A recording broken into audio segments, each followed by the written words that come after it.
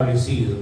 Son órdenes de arriba, eran suficientes para actuar impunemente ante cualquier situación, invalidando la justicia y la verdad. Son órdenes de arriba. Eso significaba conseguir cualquier favor que se quería, fuera en un tribunal, en un hospital o en un cuerpo de seguridad. Parecía que esas palabras son órdenes de arriba, eran suficientes para alcanzar cualquier cosa que en nuestro país se quisiera lograr. ¿Leer familiar esas palabras son órdenes de arriba?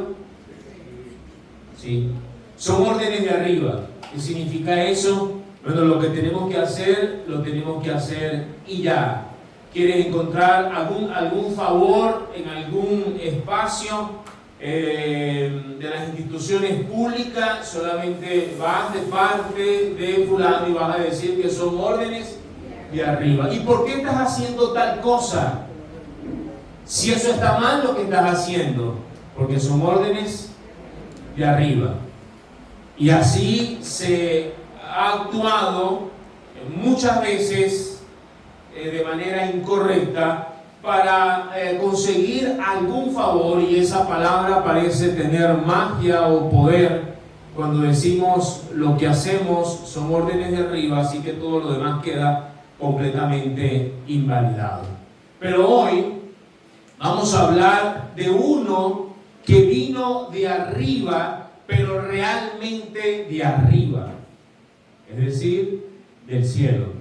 No para hacer lo que a él le place, no para actuar según su propia complacencia, sino para cumplir el propósito de aquel que le envió desde arriba. Veremos cómo vino, no entonces para buscar favores de los hombres, sino para complacer. ¿A quién? A aquel que le envió. Veremos cómo su testimonio es verdadero y cómo el Padre que le envió de arriba se complace en su Hijo. ¿Quién es este que vino de arriba? ¿Quién es el único que ha venido de arriba? Jesús, el Hijo de Dios. Pero empecemos por recordar el testimonio de Juan el Bautista. Tenga allí su Biblia abierta en el capítulo 3 del libro de Juan. Lo va a tener allí abierto y vamos a recitar ahorita alguna parte del texto. Recordemos un momento el testimonio de Juan.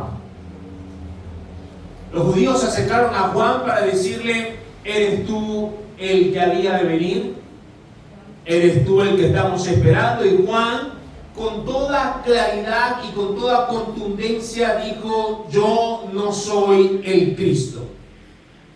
¿Eres tú el profeta? No lo soy. Juan dijo palabras que le ubicaban perfectamente a él y a todo ser humano ante Jesús. Él dijo: yo no soy digno ni siquiera de desatar la correa del calzado. No soy digno ni siquiera de doblegarme ante Jesús para desatar la correa de su calzado. Juan dijo acerca de Cristo, o cuando se comparó con Cristo, entonces él dijo: yo soy sencillamente, la calificación más exacta que Juan dijo de sí mismo, yo soy una voz que clama en el desierto. Solamente eso. ¿Qué soy yo? ¿Quién eres tú? Soy solamente una voz. Y una voz que clama en el desierto. Juan decía: yo soy el amigo del esposo. No soy el esposo, no soy el que debe atraer al pueblo de Israel hacia mí, ni a las multitudes, ni a ninguna persona. Yo soy solamente el amigo. ¿El amigo de quién? El amigo del esposo. El amigo del esposo se complace, se alegra, se goza de ver y de escuchar la voz del esposo. Estas confesiones de Juan el Bautista, o este testimonio de Juan el Bautista, fue extraordinario, maravilloso. Lo colocan a él como un testigo fiel. Hemos de nosotros buscar un ejemplo de alguien que da testimonio de Cristo y un ejemplo a seguir. Juan es perfecto para seguir nosotros su ejemplo. Nosotros le colocamos a Juan el Bautista en aquellos sermones como el testigo fiel. Las señales de un testigo fiel, y Juan tenía muchas señales en su vida para recibir el título del testigo fiel. Y todo eso fue extraordinario, pero ahora Juan va a decir algo más contundente, va a decir algo más extraordinario, va a decir algo mayor, algo superior. Ya no solamente va a decir que Él no es el Cristo, ya no va a decir que no es digno de desatar la correa de su calzado, sino que ahora Juan, entre otras confesiones maravillosas que ha dicho, Él va a decir algo más. Y Él va a decir, ahora ante el cual no puedo compararme, ante el cual no puedo medirme de ninguna manera, con el cual no podré competir y mucho menos ocupar su lugar, como algunos pretendemos en este tiempo, de tomar el lugar de Cristo, de tomar el lugar de Dios, tomar el lugar de Cristo. Pero aparte de todo eso que Juan dice, ahora va a decir algo más contundente. Juan va a decir, este es el que viene de arriba. Vaya al verso 31 de Juan capítulo 3. Y Juan entonces ahora va a decir esto que es más contundente, esto es más todavía confrontador, lo cual nos enseña la razón por la cual nosotros tenemos que fijar nuestros ojos en Cristo Jesús. No hay otro ser humano que haya nacido en esta tierra, no hay otro ser, otra persona más grande, más poderosa que Jesucristo. ¿Y cuál es la razón? Leamos, lo dice así: el que viene de arriba es sobre todos.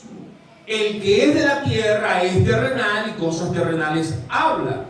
El que viene del cielo es sobre todos. Y lo que vio y oyó, esto testifica. Y nadie recibe su testimonio. El que recibe su testimonio, atestigua que Dios es veraz.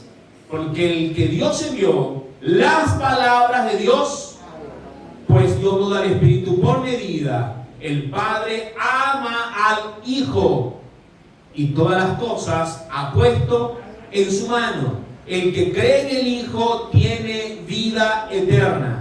Pero el que rehúsa creer en el Hijo no verá la vida, sino que la ira de Dios está sobre él. Así que ahora lo que Juan va a decir, por supuesto, es mucho más contundente. Ningún ser humano puede compararse con Cristo, por muy grande que haya sido, por mucho trabajo que haya hecho, por muy usado por Dios que haya sido este ser humano. No se puede comparar con Cristo. Aparte de todo lo que Juan ha dicho hasta ahora, aparte de todo lo que ha registrado Juan el Evangelista también, ahora hay un testimonio más, y el testimonio de Juan es el que viene de arriba. Diga conmigo, la procedencia de Cristo. La procedencia de Cristo es distinta y es diferente a la procedencia de todos los seres humanos.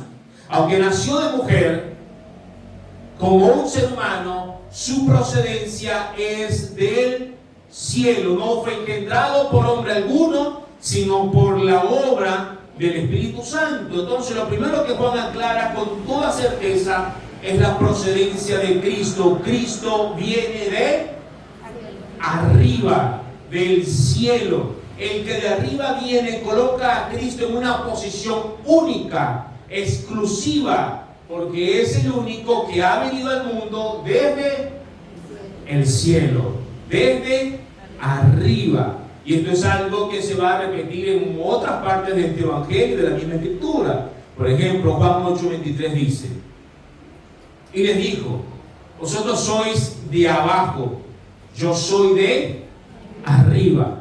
Vosotros sois de este mundo, yo no soy de este mundo. Dice Juan 8:23. Juan 3:13, que lo vimos la semana pasada, dijo: nadie subió al cielo, sino el que descendió del cielo, el Hijo del Hombre que está en el cielo. Esto es tan poderoso que cuando Pilato le dice a Jesús: mira, entiende que tengo el poder para crucificarte o para dejarte ir, para sentenciarte a muerte o para declararte inocente. Y Jesús le respondió lo siguiente, le dijo: ninguna autoridad tendrías contra mí si no te fuere dada de arriba. Por tanto, el que a ti me ha entregado, mayor pecado tiene. Mi amado hermano, todo lo que Jesús sufrió, todo lo que Jesús padeció, aquella bofetada dada por el vigilante, por el soldado, no recuerdo el nombre bien exactamente, pero aquel que era como vigilante del templo, aquella bofetada que le dio cuando Jesús respondió al sumo sacerdote, fue autorizada por el cielo, porque si no, no podía.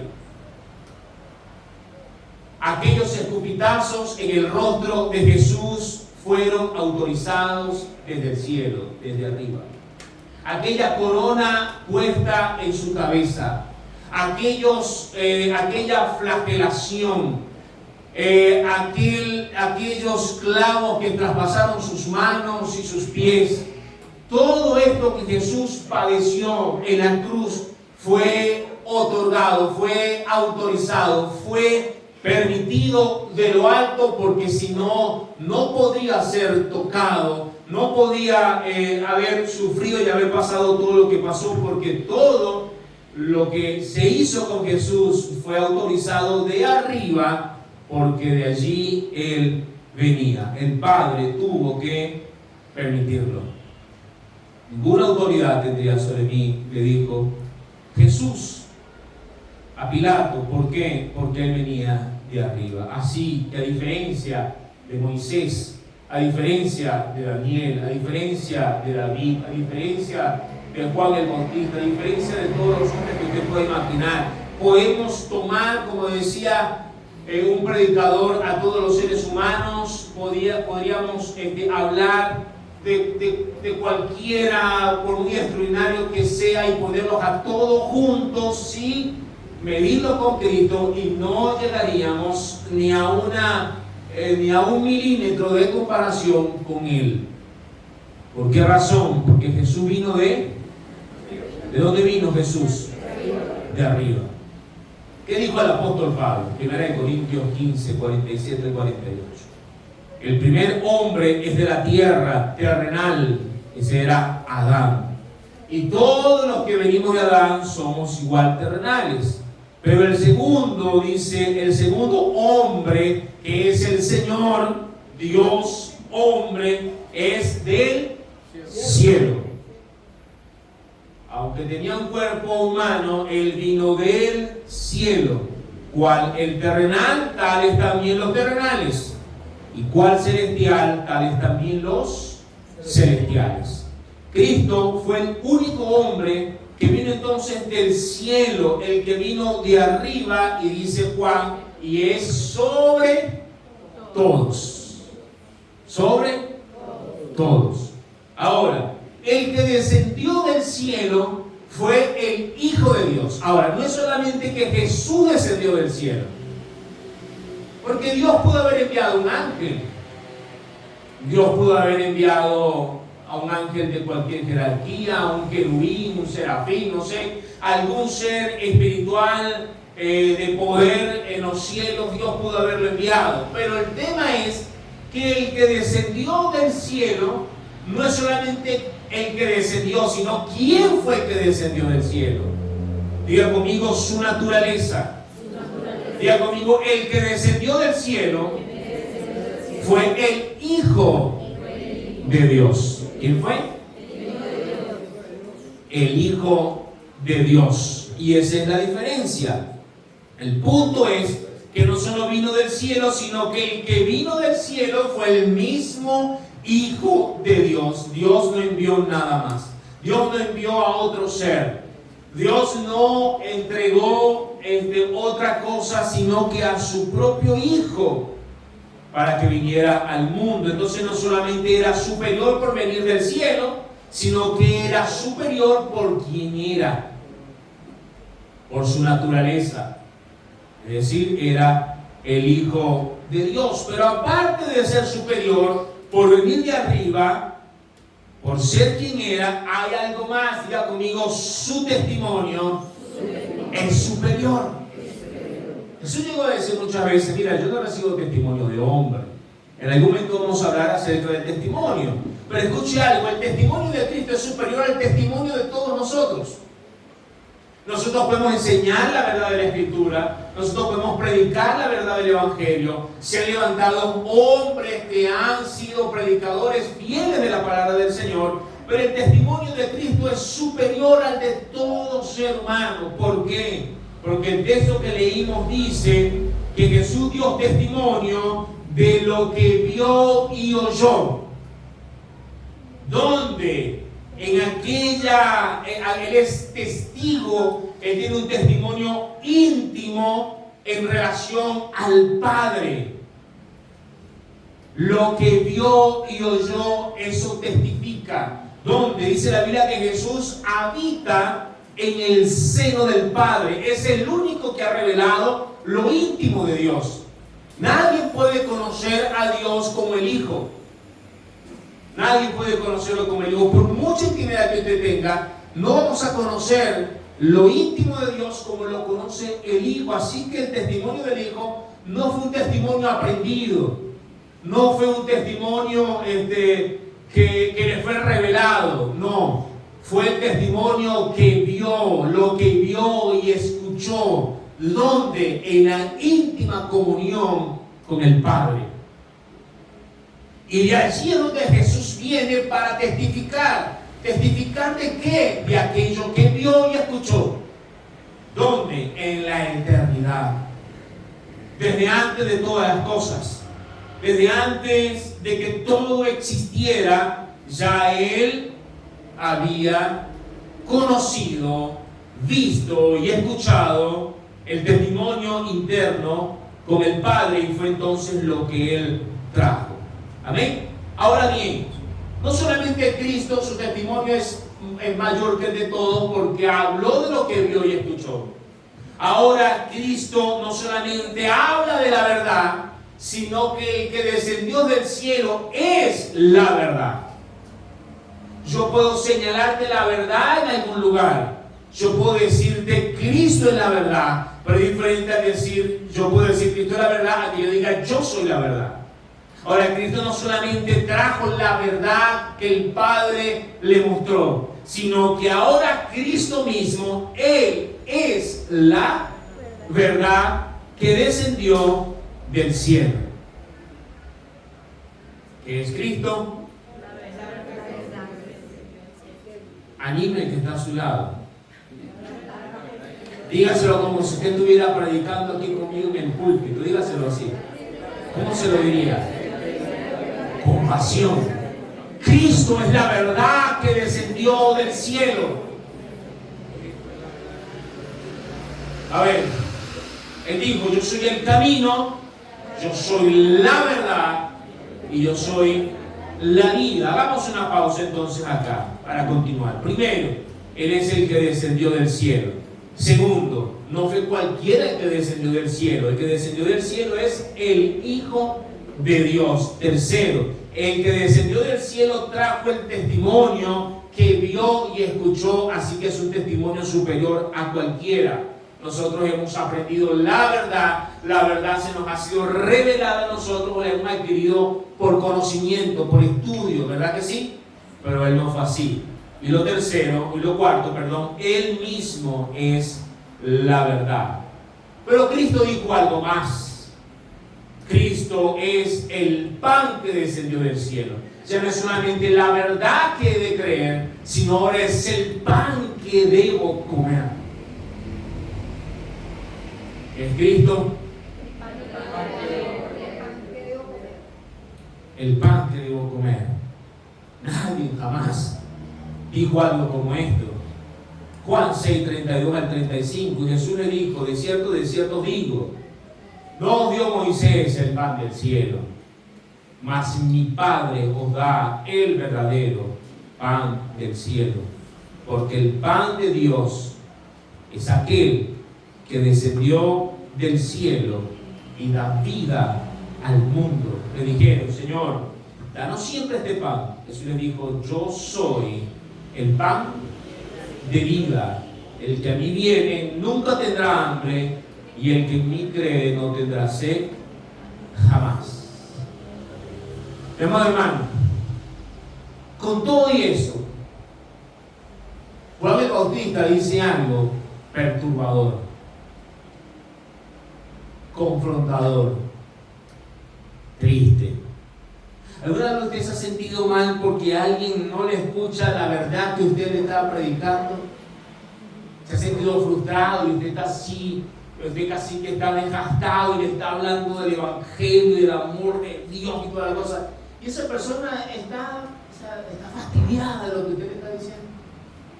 ¿Le ha pasado eso en algún momento? Esa persona dice: ¿por qué no te callas mejor? Yo necesito hacer cosas más importantes.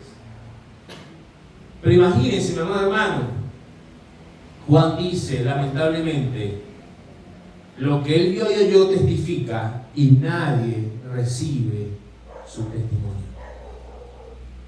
Mi amado hermano, son pocos los que reciben el testimonio de Cristo. Son pocos los que reciben la verdad del Evangelio. Son pocos. Otras versiones lo traducen: y son pocos los que reciben su testimonio.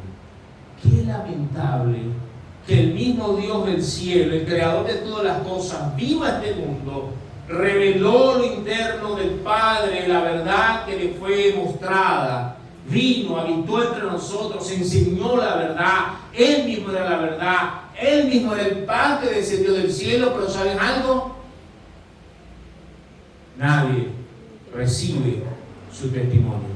El mundo, mi amado hermano, está cegado. ¿Sabe por qué el mundo no recibe el testimonio de Cristo? ¿Sabe por qué? Porque ama el pecado. Amamos el pecado. ¿Sabe por qué el mundo no recibe a Cristo? Porque dice la Biblia que amó más las tinieblas que la luz. La gente, el ser humano que no ha nacido de nuevo, ama pecar. No quiere que le agua, como dice, que le hagas, que seas aguafiestas. No quiere que le interrumpas su diversión.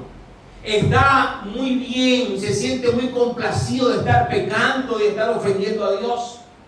La vida que tiene es una vida completa, entre comillas. Se siente bien porque está haciendo lo que quiere hacer, lo que su carne le pide hacer. Se siente bien porque va en concordancia a sus deseos carnales con las prácticas que hace.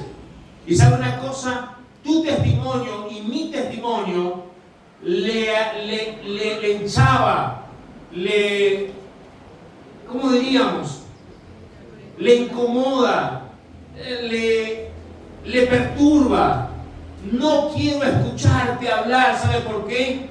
Porque la estoy pasando tan bien. Quiero estar en esto que estoy haciendo. Quiero que mi mente esté ocupada en esto. No quiero pensar en la eternidad. No quiero pensar en el cielo. No quiero pensar en el infierno. No quiero pensar nada de esto. ¿Sabe por qué?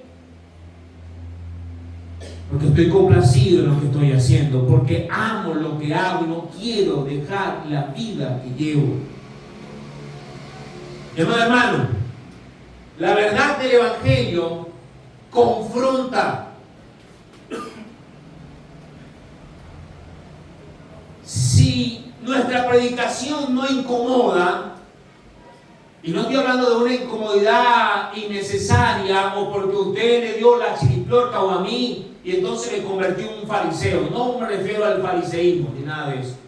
Pero cuando el Evangelio no incomoda y no llama a la conciencia a las personas de pensar en la eternidad, y la gente se siente tan complacida porque lo que le dijimos no le incomodó absolutamente nada, no le puso a pensar, no le incomodó en nada, entonces tenemos que revisar qué Evangelio estamos predicando.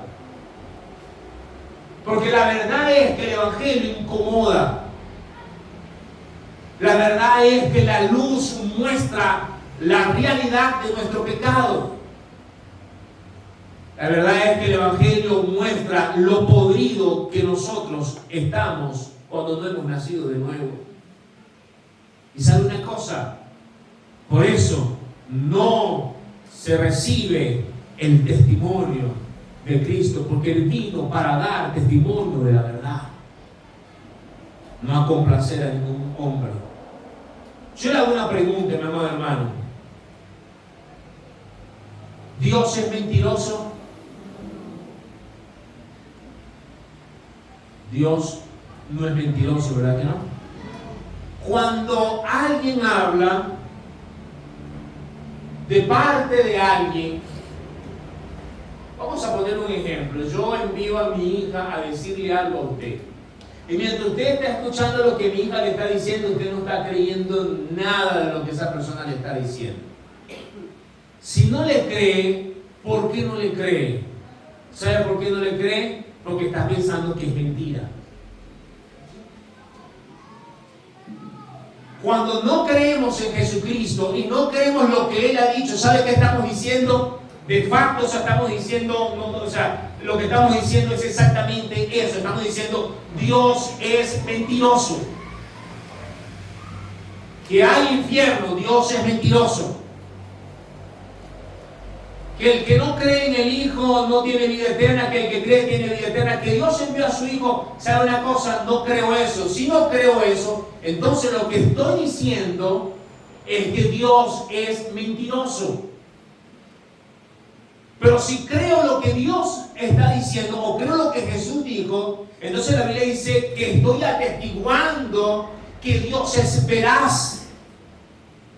Yo estoy hablando, el tema de la incredulidad no es nada más creer o no creer. El tema de la incredulidad es que yo estoy de alguna manera, yo me estoy colocando de alguna manera como aquel que le está diciendo a Dios un mentiroso, o como aquel que le está diciendo, de Dios, Dios dice la verdad. Y eso fue lo que Juan dijo. Dijo, el que recibe su testimonio, este atestigua que Dios dice la verdad. Cuando nosotros recibimos el testimonio de Cristo, estamos diciendo, mira, lo acepto porque lo que Cristo está diciendo es verdad. Si no, si es tu propia verdad, entonces Dios es mentiroso. Porque Jesús no habló sus propias palabras. Jesús habló las palabras del que le dio. Dice, porque el que Dios envió, las palabras de Dios habla. Pues Dios no da el Espíritu por medida. Jesús nunca habló por su propia cuenta. Al no creer en Jesús, estamos diciendo entonces que lo que Dios mandó decir es mentira. La verdad que fue revelada a Cristo, entonces no es una verdad. Fíjense lo que dice Juan 12, 48 a 50. El que me rechaza, dijo Jesús, y no recibe mis palabras, tiene que le juzgue la palabra que he hablado. Ella le juzgará en el día postrero, porque yo no he hablado por mi propia cuenta. El Padre que me envió, Él me dio mandamiento de lo que he de decir y de lo que he de hablar. Y sé que su mandamiento es vida eterna. Así pues, lo que yo hablo, dijo Jesús, lo hablo como el Padre me lo ha dicho. ¿Qué dice Juan 14:10? ¿No crees que yo soy en el Padre y el Padre en mí? Fue lo que le dijo Jesús a Felipe. Las palabras que yo he hablado, no las he hablado por mi propia cuenta, sino el Padre que mora en mí, Él hace las obras. Mi amado hermano, aunque aquí está diciendo lógicamente del testimonio de Cristo y que Él da las palabras del Padre, el principio que Jesús nos dejó a nosotros es que nosotros tenemos que dar las palabras conforme a lo que Él nos enseñó y nos dejó. Yo no debo decir las palabras, yo no debo acomodar la palabra a mi conveniencia. No puedo, no debo. Porque el que Dios envió, las palabras de Dios debe enseñar. Pero tampoco puedo acomodar la escritura a su favor. Porque lo que Dios, al que Dios envió, debe decir las palabras de Dios, no sus propias palabras. Es la verdad que yo debo aprender, que yo debo aplicar a mi vida, y es la verdad que usted también debe recibir. Hermano, un verdadero profeta, hoy día que se habla tanto de profetas y profetas y profetas, un verdadero profeta es aquel que dice exactamente las palabras de Dios. Jesús no habló por su propia cuenta. Y los que han de predicar su palabra no pueden hablar por su propia cuenta. Tienen que hablar lo que está escrito en la palabra de Dios. Hoy día nuestros profetas, o aquellos que se conocen como profetas, hablan de prosperidad. Vienen para adivinarte el futuro y decirte con quién te vas a casar y un montón de cosas. Y tomar entonces el nombre de Dios en vano para decir así dice el Señor. Mire, mi amado hermano, así dice el Señor. Así. Así dice el Señor, así. No podemos ser adivinos en la iglesia. Entonces, por supuesto, te puedo aconsejar con quien te vayas a casar. Puedo tener una dirección en oración de Dios para aconsejarte, pero yo no puedo tomar el nombre de Dios en vano. ¿Qué diferencia los profetas en el Antiguo Testamento? Jesús como profeta, él es más que un profeta, pero como profeta nos da el testimonio de decir exactamente las palabras de Dios. ¿Qué diríamos entonces de Jeremías? Jeremías podía complacer al pueblo. ¿Cómo vas a decir, Jeremías, que va a venir un pueblo invasor y al cual nosotros tenemos que rendirnos para poder vivir? Eso no es de Dios, Jeremías. Cambia el discurso, te vamos a matar. Jeremías pudo librarse del pozo, pudo librarse del sufrimiento. ¿Sabes cómo? Cambiando las palabras de Dios. Yo no he visto profetas hoy día, de estos profetas que dicen que son profetas, que digan que lo hayan matado porque hablaron la verdad. No, ¿cómo te van a matar si le estás hablando de carro nuevo y casa nueva y camioneta y todo está bien? No, sigue hablando. Denuncia el pecado. ¿Saben cuáles son los verdaderos profetas hoy día? Aquellos que están muriendo por la causa de Cristo. Ese es un verdadero profeta. Aquel que en este tiempo no puede hablar públicamente, o al hablar públicamente se está arriesgando a ir preso, que toda su familia vaya presa. Ese es el verdadero profeta. Aquel que está siendo perseguido y que está entregando su vida por la verdad del Evangelio. Jesús dijo las palabras en conformidad a las palabras del Padre, la unidad entre el Espíritu y la palabra de Dios. No podemos decir, mi amado hermano, así dice el Espíritu Santo, cuando no dice el Espíritu Santo. Porque el Espíritu Santo no contradice la Escritura que él ha inspirado. Dice, porque el que Dios envió, las palabras de Dios habla, pues no da el Espíritu por medida. Aquí está hablando exclusivamente de Cristo. Cristo es el único que ha recibido el Espíritu Santo sin medida. En él habitó y habita corporalmente toda la deidad de Dios. Eso es exclusivo en Cristo. No recibe el Espíritu por medida. Pero hoy día, los que enseñamos la verdad de Cristo, la verdad de la palabra, la enseñamos por la dirección del Espíritu Santo. Pero no podemos hablar la verdad de la palabra en dirección del Espíritu Santo contradiciendo la misma palabra, porque el Espíritu y la palabra no se contradicen. No hay contradicción alguna. Si lo leyéramos al revés, pudiéramos decir así, pues Dios no da el Espíritu por medida, por dar razón, el que Dios envió, las palabras de Dios habla. Estoy hablando por dirección del Espíritu Santo, debo entonces hablar conforme a las palabras del Espíritu Santo. Pero no hay contradicción. Ahora bien, o sea, para ir terminando, dije ir terminando, no podemos enseñar la verdad sino por el Espíritu Santo. Y el Espíritu Santo va a enseñar la verdad por la palabra. ¿Sí? Allí están entrelazados. Pero hay algo más. Diga conmigo, el Hijo amado de Dios, en quien se complace. Présteme mucha atención, por favor. Dice así el verso 35. El Padre ama al Hijo.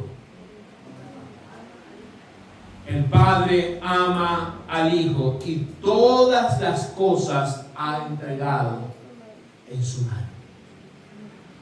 Mi amado hermano, el amor del Padre por el Hijo es un amor único, exclusivo.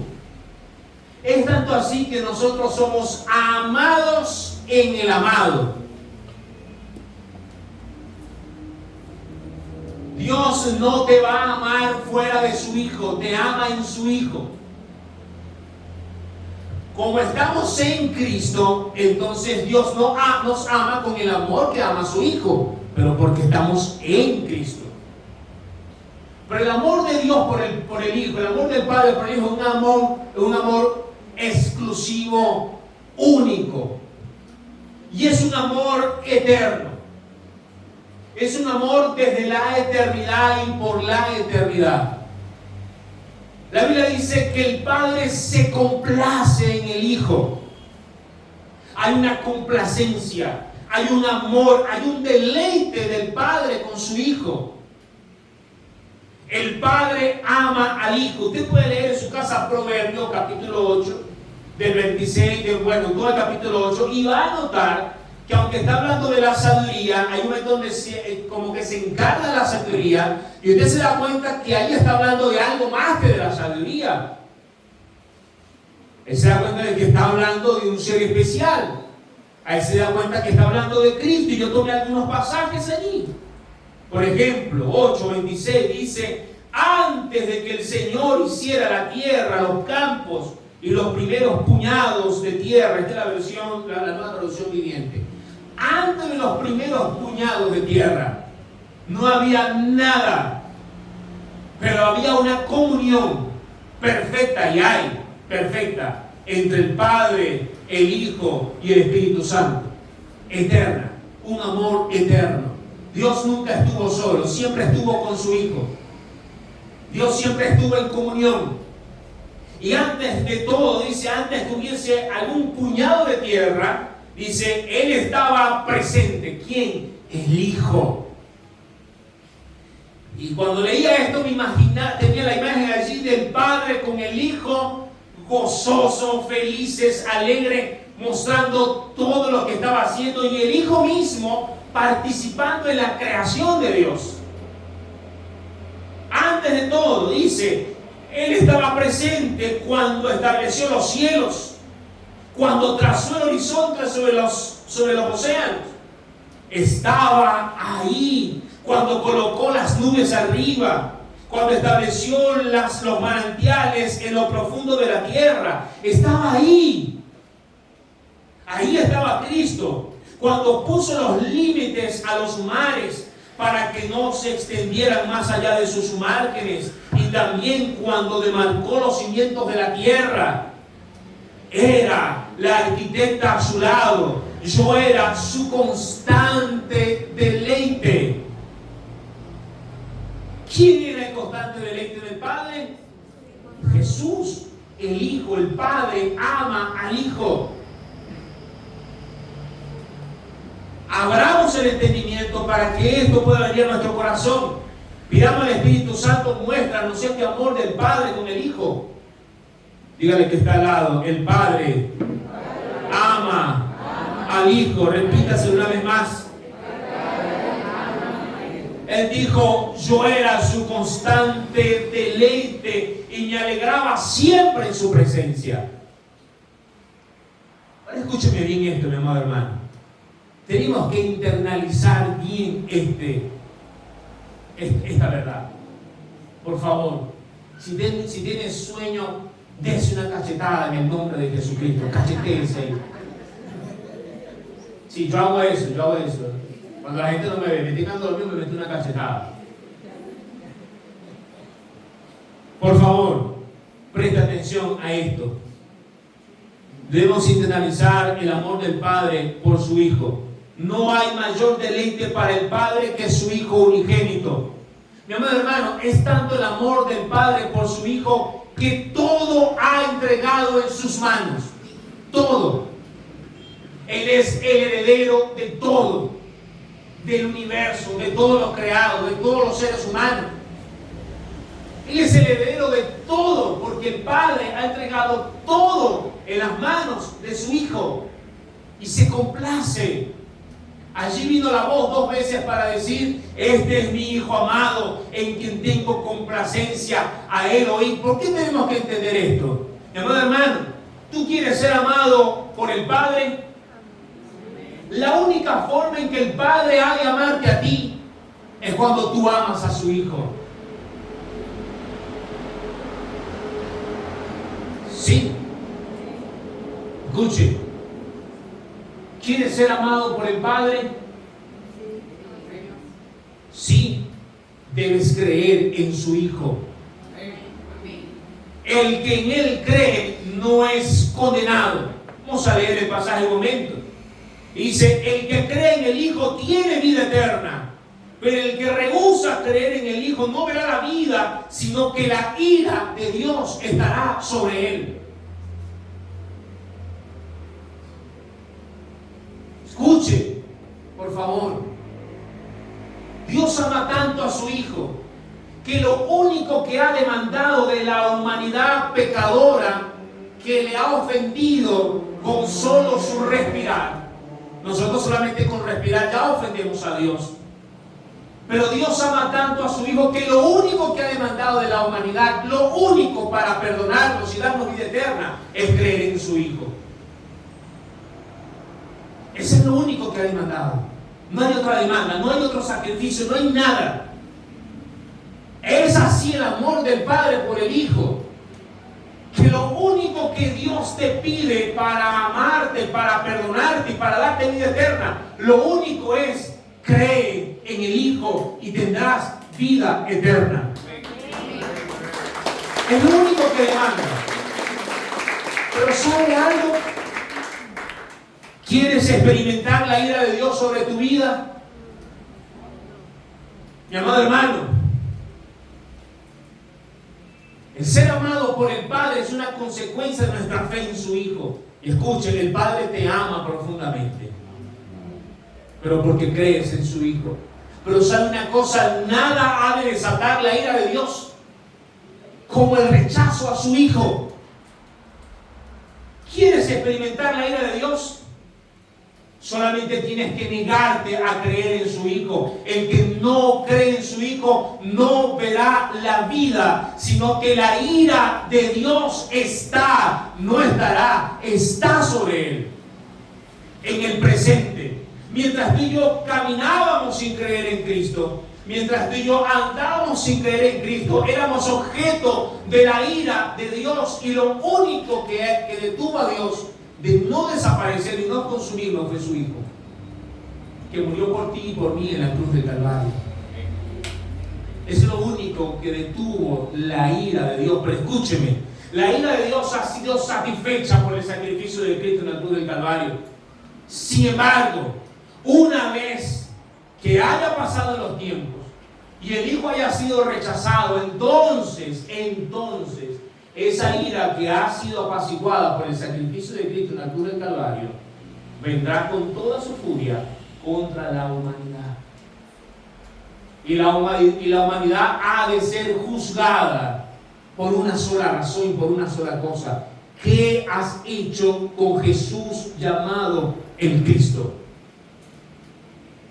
Ese es el único objeto de juicio. ¿Por qué?